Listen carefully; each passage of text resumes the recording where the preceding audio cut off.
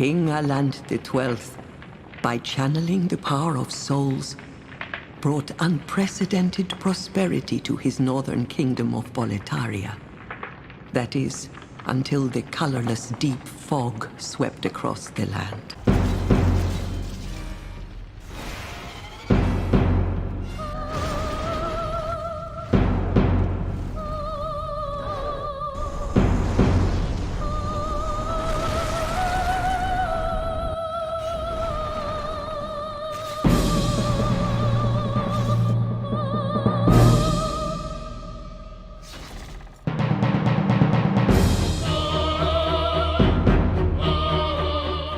Descending deep into Boletaria, we strive forth to conquer the demons in this bona fide classic, which started the Souls-like genre. I want to thank Shadowleggy for the great thumbnail. I'd also like to ask you to take a moment to like the video, comment down below, and subscribe for more content like this and more. Now let's dive into the fog and begin.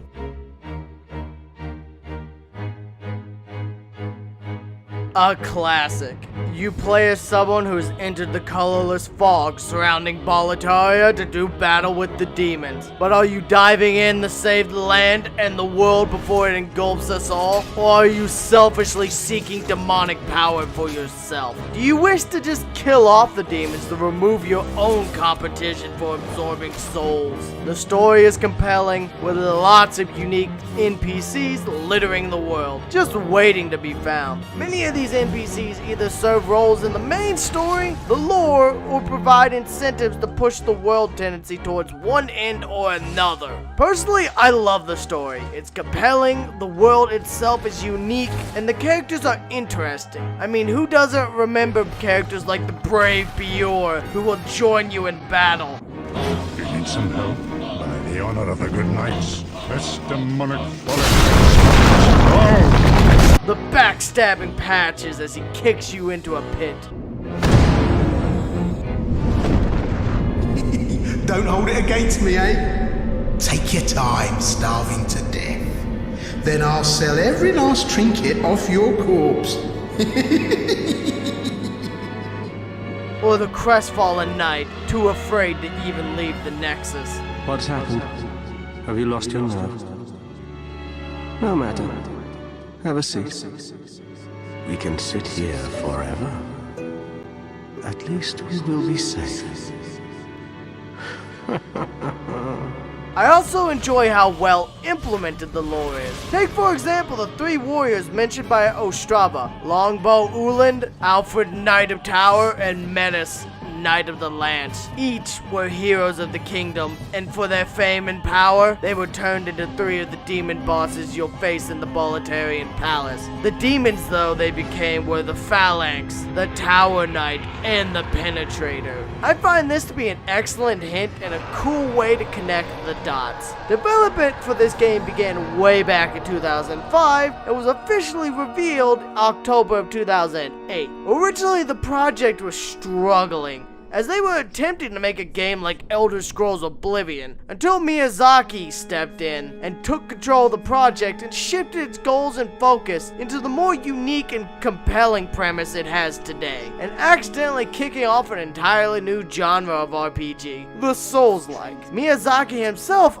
earned the directorial position after cutting his teeth on the Armored Core series and proving his capabilities. Demon's Souls itself is a third-person action RPG that has a heavy focus on the world design and is also graphically unique.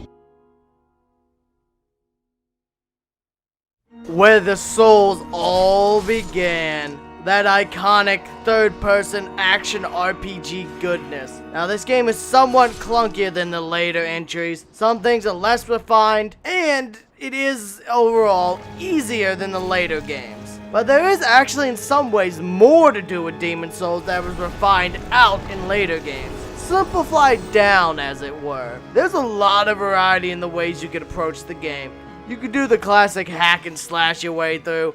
timing your attacks with Windows opportunity, parrying and reposting foes with some real satisfying animations. You could do the easy way and roll sorcery to steamroll a lot of the game. You could be a pious saint and employ miracles to bolster your resolve and fighting capabilities. There's also a lot of unique weapons in addition to the more commonly found loot. Magic shields like the Adjudicators, which can grant a health regeneration. Or how about the Storm Ruler, a blade of immense power that can strike down the heavens when used in the shrine. There's a multiplayer element also found in later games, and yes, it is actually still alive and well. The official servers may be down, but with the help of a lovely chap named UV and the Archstone's website, the servers were rebuilt off of captured packet data and actually have some added functionality, so you can engage in that jolly cooperation, or invasion if that's to your taste, Dark One. Maybe you'll even be able to take on me, take on me. Now I will admit the bosses are not as difficult as in later games. Many of the bosses revolve around having a trick, a gimmick that once you learn them, it can make their fights a lot more trivial. The Adjudicator, for example, seems to take no damage, until you beat on the giant exposed blade in his stomach, which once struck enough will cause him to topple over, allowing you to kill the golden bird on his head. The Dragon God becomes a Metal Gear Solid game.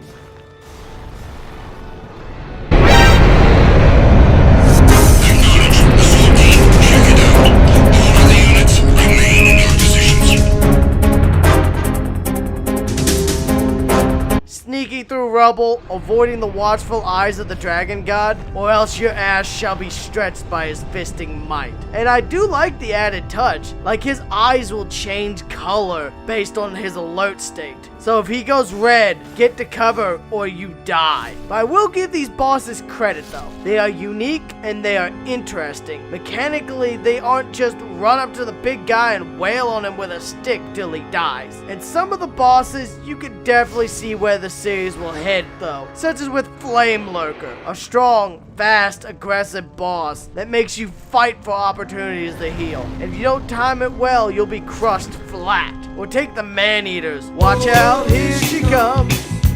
Watch out, boys, they'll chew you up. The OG gank boss. Another gameplay issue, however, is the fact that the AI can be outright stupid at times. Many times they'll let you just wail on them, or other times they'll wreck your shit with hyper-aggression. But the gameplay is still a solid experience overall. I love it.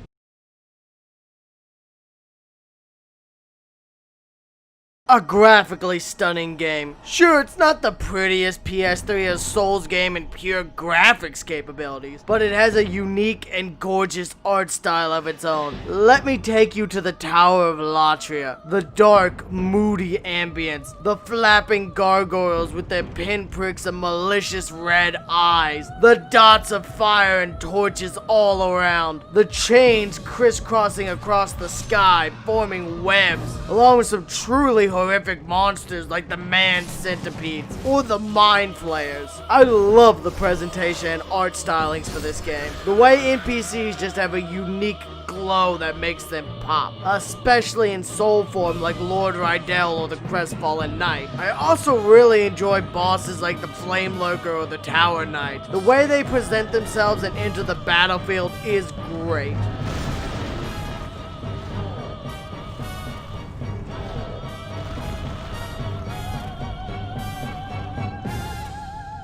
Now, usually Demon Souls runs at 30 FPS, but it can definitely dip at times, especially when there's a lot of particle effects. Or say when you explode a large amount of scenery into little pieces at once. I know it happens sometimes when you burst open a pile of barrels, but otherwise the game runs pretty smoothly, is extremely atmospheric, and a gorgeous looking game. I love it.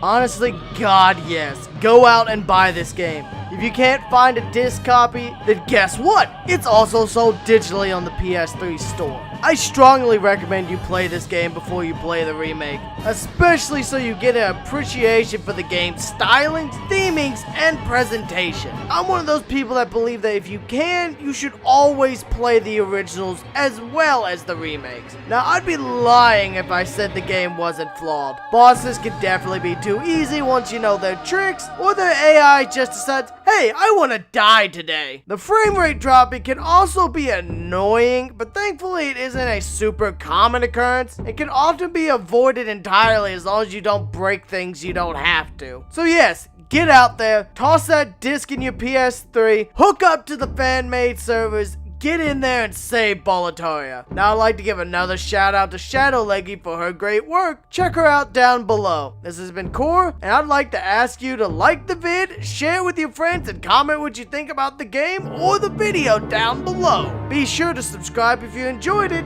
I'll see you in the next video. Peace out.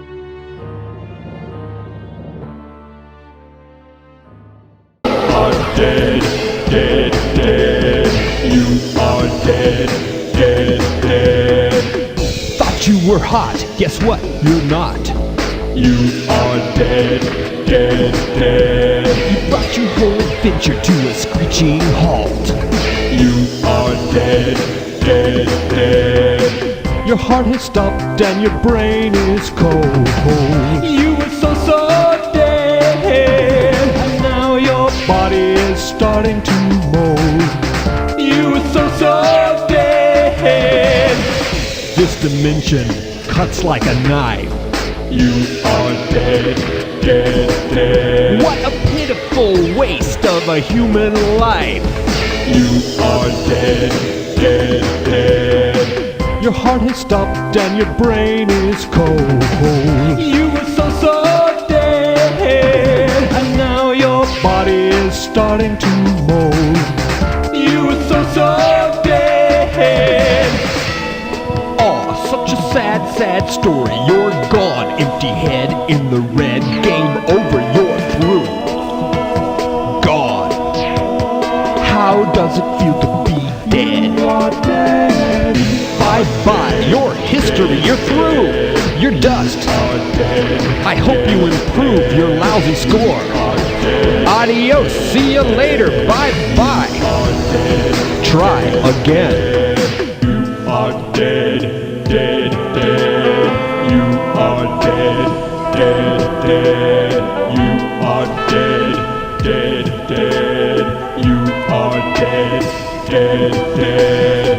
You are dead, dead, dead.